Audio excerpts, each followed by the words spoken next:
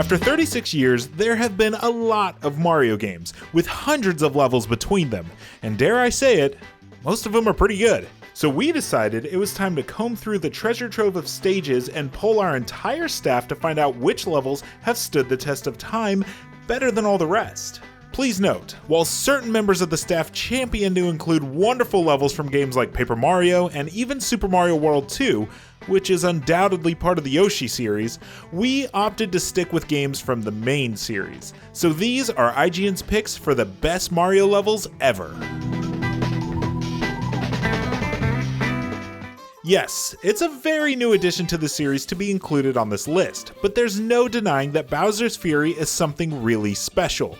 One part new school 3D exploration based Mario adventure, and one part old school Mario platforming charm dropped onto one giant map where you seamlessly migrate between levels and challenges. It feels like the next big thing for Mario, and while it's true that games like Sunshine, Odyssey, and even 64 have been described as open world, this is on a whole new level. See what I did there? New level? Okay. When we think of the Mario franchise, the first thing that comes to mind is Donut Plains 1. Grabbing that first feather and realizing that the cape would let you fly was nothing short of revolutionary, and turned everything we thought we knew about Mario on its ear. Mix this with the catchy steel drums and tuba soundtrack, secret exits, and bonus block puzzles, and you've got a template for not only the rest of Super Mario World, but a great evolution of the structure of a Mario level. There are more complex levels in Super Mario World for sure, but Donut Plains 1 is a shining example of a game teaching you its own rules and how to break them. Perfection.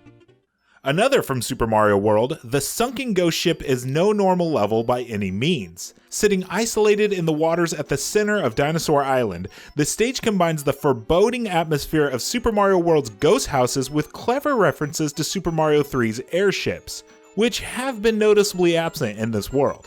Though somewhat short, its vast hordes of underwater boos that literally fill the screen make for a lasting impact, as does the subtle storytelling of falling down a seemingly bottomless void with no traditional goalpost in sight to raise the gaping jaws of a giant stone Bowser up from the depths. You'd be hard-pressed to find a better introduction to a final boss's secret lair. The levels in Super Mario Bros. 3 are full of clever ideas and fun surprises. Perhaps the biggest surprise, pun intended, occurs the moment you enter World 4-1. In this level, the enemies, blocks, pipes, and clouds are just enormous and about 4 times bigger than usual. The first time you play this level, you probably had no idea the game could even do this. What's great with Giant Land though is the strength of all great Mario levels. It offers a perfect combination of surprise and delight. It has the same precise and satisfying Mario gameplay, but in a creative new package that can make even the most veteran players crack a smile. Super Mario Sunshine, unlike so many other Mario games, made a daring choice with its setting. A tropical island divided into individually themed biomes, all centered around a relaxing vacation gone wrong. Bianco Hills is easily the most iconic of these, especially as it's the first level you visit.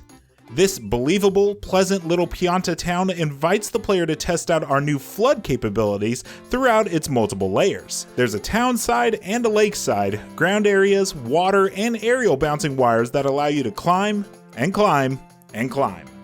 What's more, its topography changes from episode to episode as different structures, paint splats, and enemies reshape the village. Its clever architecture, attention to detail, and sheer personality makes Bianco Hills a wonderful summation of everything that made Mario Sunshine such a brave and delightful adventure. Darker Side of the Moon is not just the hardest level in Super Mario Odyssey, it's a celebration of the game itself.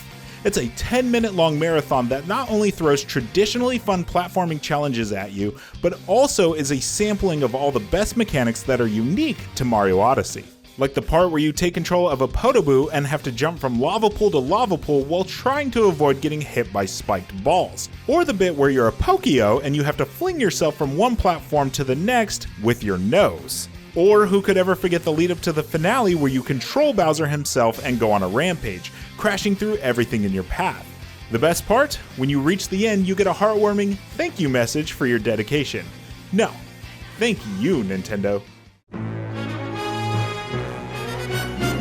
If there are two types of levels that have been done to death in the Mario series, it's lava and ice worlds. Which is why it's a little surprising that a level that combines the two would be so enjoyable. The freeze side of Freeze Flame Galaxy is definitely the standout, as the ice flower allows Mario to gracefully skate along both water and lava surfaces, creating some fun races against the clock as you dash to safety before the power-up timer runs out, leaving you in either freezing cold water or insta-kill lava.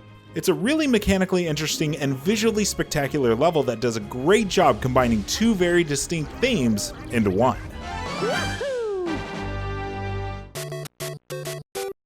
Aside from the fact that World 1-1 from Super Mario Bros. On NES is one of, if not the most iconic Mario level of all time, it's also just about the perfect start to any Mario game there ever was. Everything about this stage is there to teach you how to play the game. From the first Goomba teaching you how to smash and jump over enemies to figuring out how power-ups work.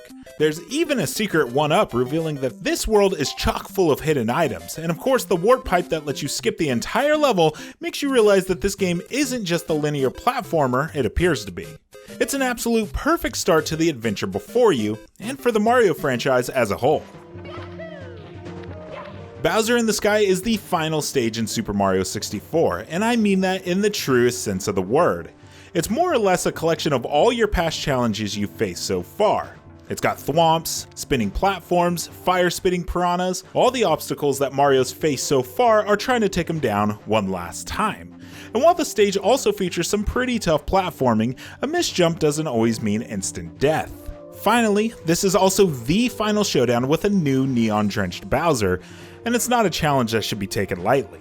The music is different, and he now takes 3 hits to go down, and he changes up the layout of the arena by smashing the stage to pieces. But when he finally goes down and the final star is yours to collect, it's always a very special feeling.